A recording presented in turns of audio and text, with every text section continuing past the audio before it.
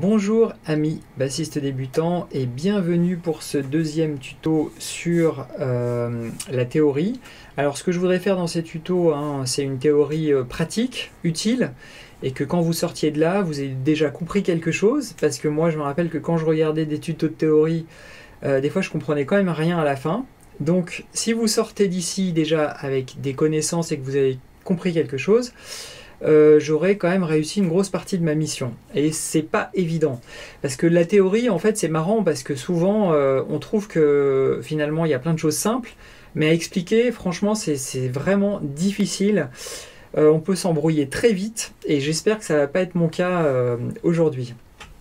Alors, ce que je voudrais qu'on voit, c'est du vocabulaire qu'on utilise. Moi en tout cas j'utilise beaucoup régulièrement en groupe, c'est totalement naturel, et aussi quand je regarde d'autres tutos, ce vocabulaire est utilisé, et comme je le connais, ça me permet de comprendre, donc d'ouvrir de nouveaux espaces.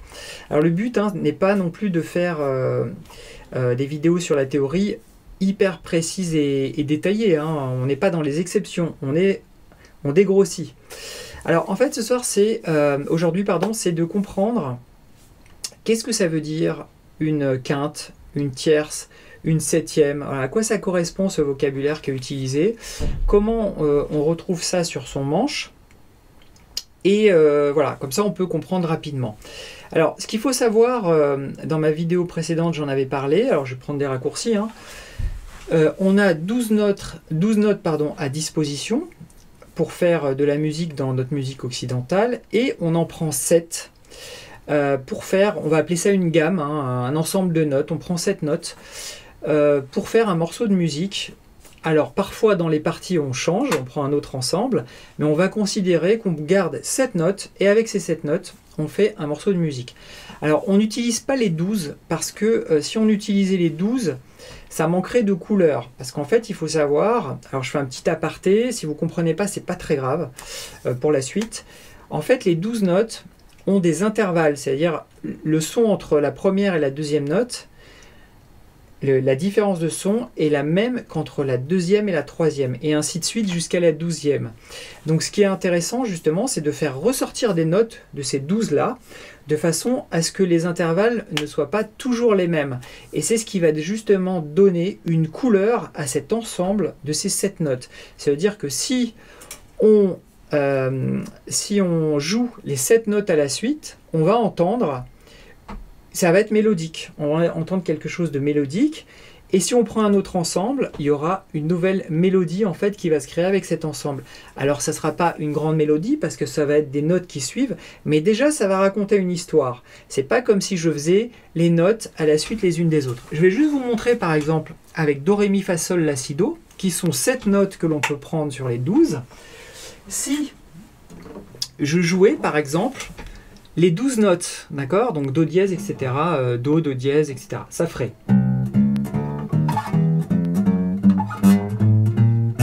D'accord? Je vais le refaire. Excusez-moi pour le son un petit peu parasite.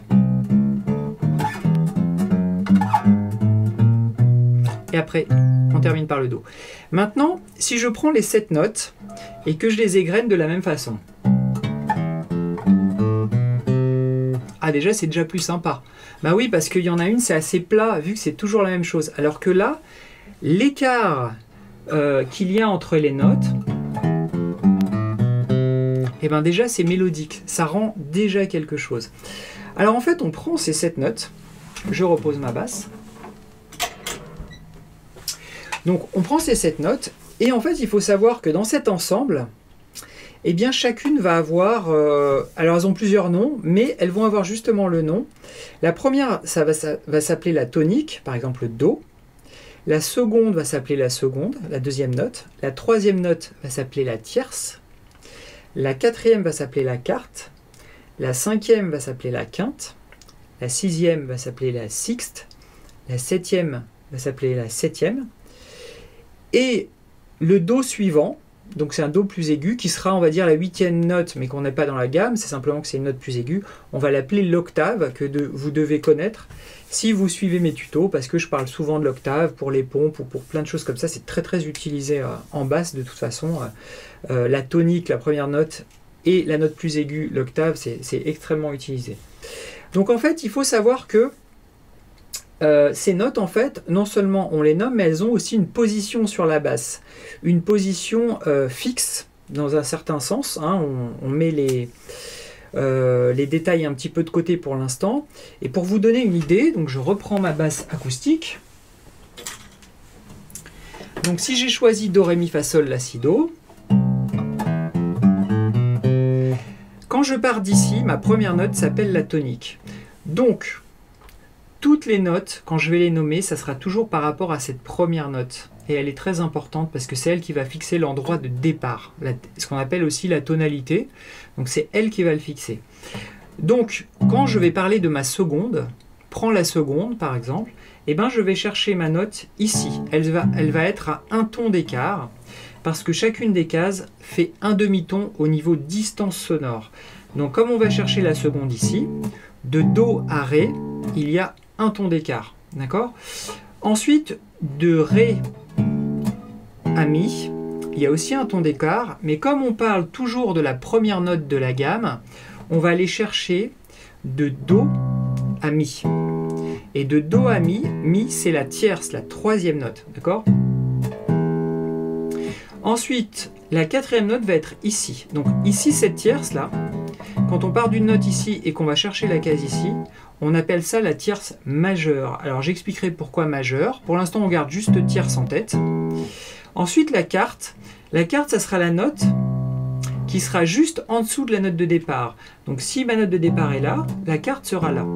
Donc c'est simple en fait. Dans un tuto, après il faut repasser sur tout ce que j'explique pour comprendre, mais dans un tuto, si le mec vous dit bah, tu joues ça et après tu joues la carte, tu joues ça et après tu joues la carte, vous savez qu'il faut aller chercher la case qui est juste en dessous parce que ça sera la carte. On appelle ça aussi la carte juste, ça s'appelle la carte, elle est juste en dessous. Ensuite, il y a une note qui est très importante, qui est une grande amie du bassiste, c'est la cinquième note qui s'appelle la quinte. Et la quinte est toujours, quand je dis toujours, il y a des exceptions, mais elle est située, quand on parle de la quinte, elle est située ici. C'est-à-dire qu'on connaît l'octave, mais la quinte est juste ici. C'est-à-dire l'écart entre ça et ça. D'accord ? Donc on descend d'une corde et on va sur deux cordes sur ma droite, deux cases pardon sur ma droite, on a une quinte. Ok. Ensuite, la sixte, pardon, elle va de là jusqu'à là. D'accord. Ensuite, la septième, majeure pour le coup, et j'expliquerai pourquoi tout à l'heure. La septième note de la gamme Do, Ré, Mi, Fa, Sol, La, Si, Do est ici, donc ça sera la septième majeure. Donc on part de là et on arrive là, et ensuite on arrive sur l'octave. Alors moi je l'ai montré là, mais en vérité si je vais n'importe où ailleurs sur le manche, et c'est ça qu'il faut comprendre, hein, si je pars d'ici et que je garde les mêmes écarts de notes avec la même gamme, si ma tonique elle est ici, par exemple, c'est un La, je sais que ma tierce majeure va être ici. Pourquoi ? Parce que tout à l'heure on a vu que le Do, Ré, Mi, troisième note, l'écart était ici. D'accord ? Et bien si je pars de là, on est sur la tierce majeure. De la même façon, si je vais chercher la note en dessous de ma note de départ, je vais chercher en dessous, on est sur la carte. Tout à l'heure on était là, on allait en dessous, on était sur la carte, ben là c'est la même chose. Donc si vous voulez, au lieu de nommer les notes par Do, Ré, Mi, Fa, Sol, La, Si, Do ou leur nom, on va les nommer par un positionnement relatif en fait. D'accord ? Donc ça revient quelque part au même, mais quand on va regarder les accords, ça va beaucoup nous simplifier la vie de savoir, par exemple, si je dis je fais un La mineur 7, eh ben, connaître ça va nous permettre de jouer l'accord. Ça, on le verra plus tard. Mais c'est pour ça que je voulais vous montrer ça aujourd'hui. Ok ? Alors, ensuite, là, on a la quinte, la sixte, la septième, et la septième donc majeure, on va comprendre pourquoi, et l'octave. Donc pour comprendre ça, je vous conseille de regarder, pour ceux qui n'y connaissent pas du tout les notes sur le manche, de regarder mon tuto Do, Ré, Mi, Fa, Sol, La, Si, Do, de façon déjà à apprendre Do, Ré, Mi, Fa, Sol, La, Si, Do, pour mieux positionner les notes. Parce que là, comme ça, en 2 minutes, en regardant l'écran, je pense que c'est pas évident. Donc si vous passez, l'étape, c'est de d'abord regarder Do, Ré, Mi, Fa, Sol, La, Si, Do. Donc j'allais pas refaire tout un tuto là-dessus, il est déjà fait. Vous regardez dans mes trucs historiques, dans mes vidéos historiques, et d'ailleurs je mettrai un lien. Mais sinon, voilà. le fait de dire une quarte, une tierce, une quinte, etc., c'est juste une position relative par rapport à une première note. Donc, je me mets n'importe où, par exemple ici. Si je demande la quarte, on a vu tout à l'heure que la quarte, c'est la note qui est juste en dessous, ben la quarte est là. D'accord? Donc, on peut dire, ça c'est un Mi, si on veut nommer, et la quarte du Mi se trouve ici, et c'est un La. D'accord? Alors, il faut aussi savoir, alors là j'ai pris, si vous voulez, les positions dans l'ordre de la gamme, dans l'ordre des notes de la gamme de façon naturelle, hein, comme si on les égrenait. Mais on peut tout à fait aussi dire que de là à là, on a aussi une carte, simplement là, parce que c'est la même note. Celle-là à là, c'est la même note que... que c'est un La aussi. Simplement, cette carte, elle est grave en fait. Alors, il y a des noms pour ça, je ne veux pas vous saouler de vocabulaire, c'est pas du tout le but. Déjà, seconde, tierce, etc. Apprendre tout ça, c'est déjà pas mal. Enfin, comprendre ça, c'est déjà pas mal. Alors maintenant, ce qu'il faut savoir aussi, c'est que, comme j'expliquais, c'est que la particularité d'une gamme, d'un ensemble de notes, c'est justement les intervalles de chacune des notes. Et selon les gammes, les intervalles changent. Par exemple, je vais prendre le clavier, ça sera plus simple. Il est où mon clavier? Je ne sais pas. Il est là. Alors, par exemple, Do, Ré, Mi, Fa, Sol, La, Si, Do. Ok. Si je prends Do, Ré, Mi, Fa, Sol, La, Si, Do, c'est ce que je viens de prendre avec les intervalles qu'on vient de voir, et donc les positions des notes, tierces, etc. On les retrouve pareil, avec une note de départ différente, on les retrouve pareil. Maintenant, imaginons que je prenne un autre ensemble de notes, qui va avoir des écarts différents. Pour faire simple, je vais prendre les notes qui vont aller de Ré jusqu'à Ré. D'accord? Donc, au lieu de faire de Do à Do, je vais aller de Ré à Ré. Alors, le nom des notes, en fait, n'est pas important. Ce qui est important, c'est l'intervalle qui va composer tout ça. Alors, par exemple, on va juste regarder les trois premières notes en partant de Do. Do, Ré, Mi. D'accord? Donc là, on a un ton d'écart, parce qu'il y a la note au milieu. Et ensuite, on a encore un ton d'écart. Donc, on a un ton plus un ton. Maintenant, si je regarde les intervalles de Ré, Mi, Fa, d'accord, en supposant que j'ai pris cet ensemble-là, plus les autres. Donc, de Ré à Mi, j'ai un ton d'écart, et de Mi à Fa, j'ai un demi-ton d'écart. Alors déjà, sur ces trois notes, on voit qu'il y a une différence. Ça veut dire qu'il y en a une qui va faire un ton plus un ton, et l'autre qui va faire un ton plus un demi-ton. D'accord? Alors, ça change quoi? Ben, ça change que la couleur de la mélodie va changer. Hein? Si je refais Do, Ré, Mi, Fa, Sol, La, Si, Do,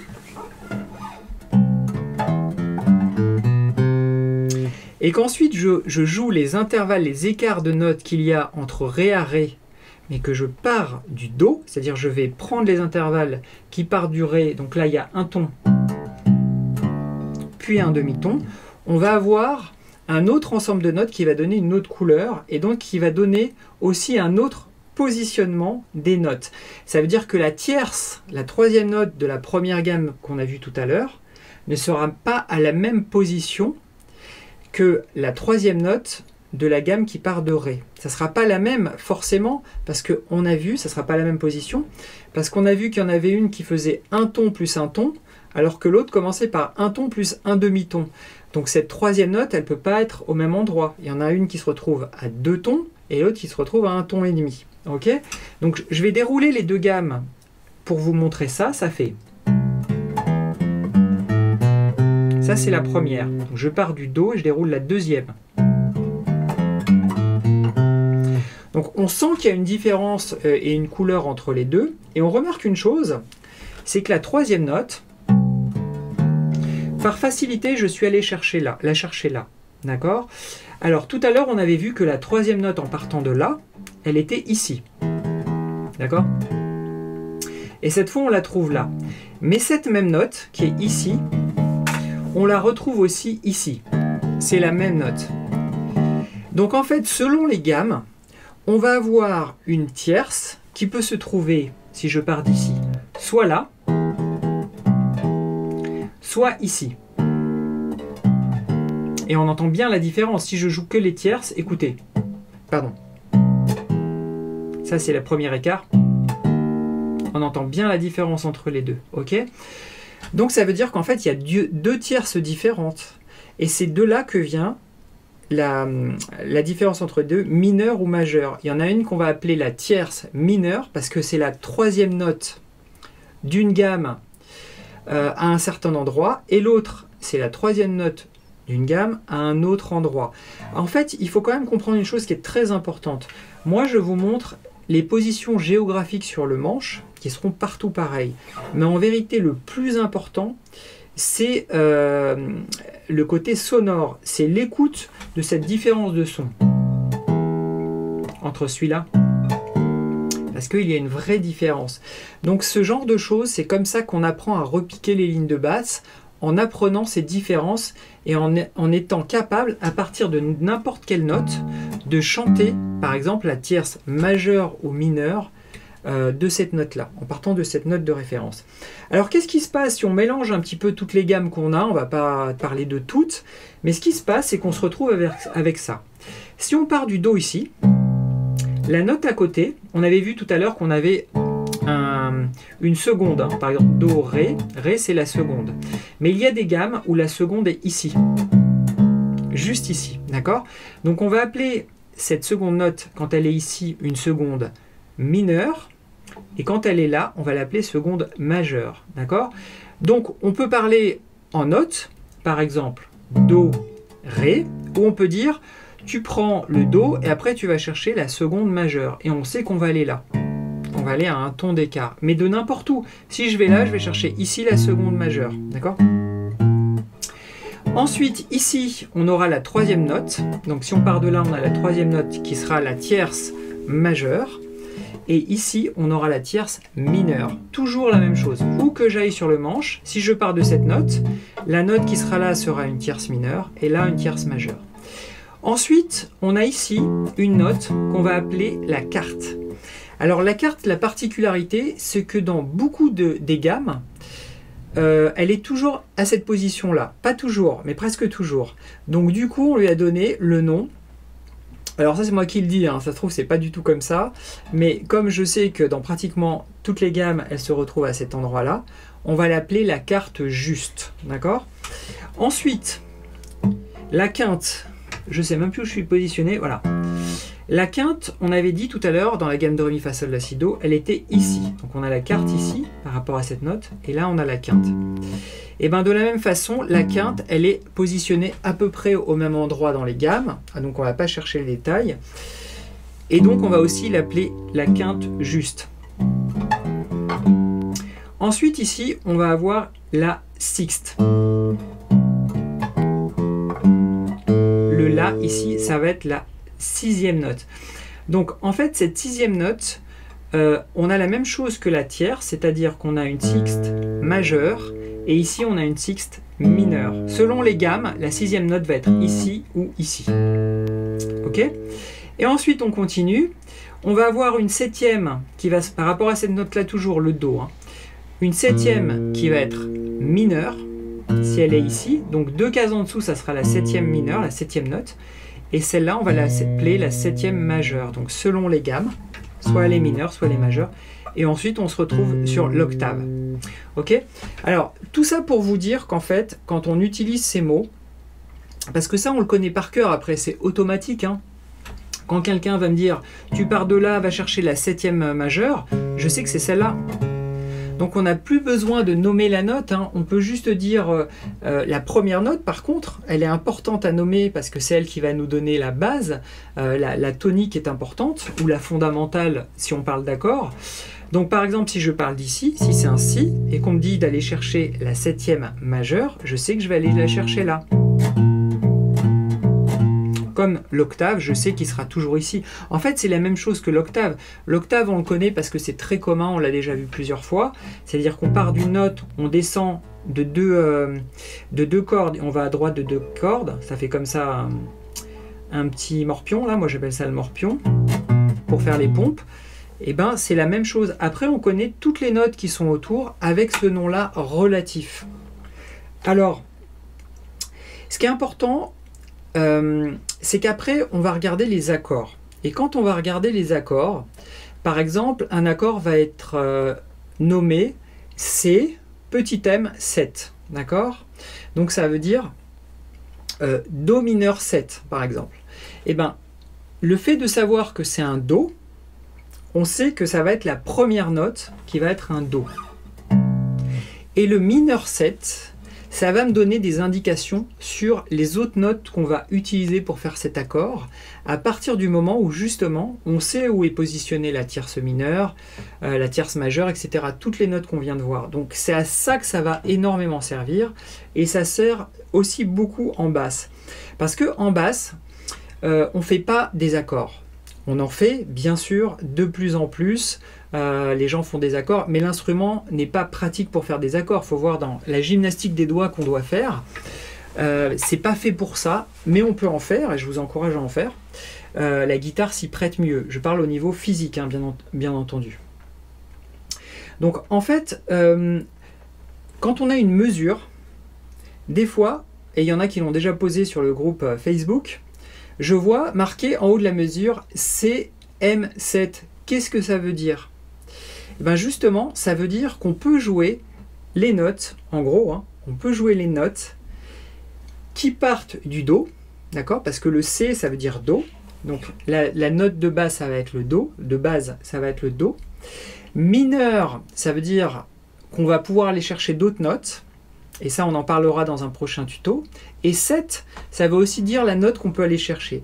Donc derrière le C mineur 7, on peut facilement trouver au moins 4 notes, automatiquement. Et on peut jouer cet accord-là, et on sait comment il est construit, parce qu'on a ses connaissances de base. Alors moi, quand je parle avec mon groupe et qu'on discute, il m'arrive qu'il me dise simplement le nom de l'accord pour que je puisse broder. Ou alors, des fois, il va me dire, non, tu prends...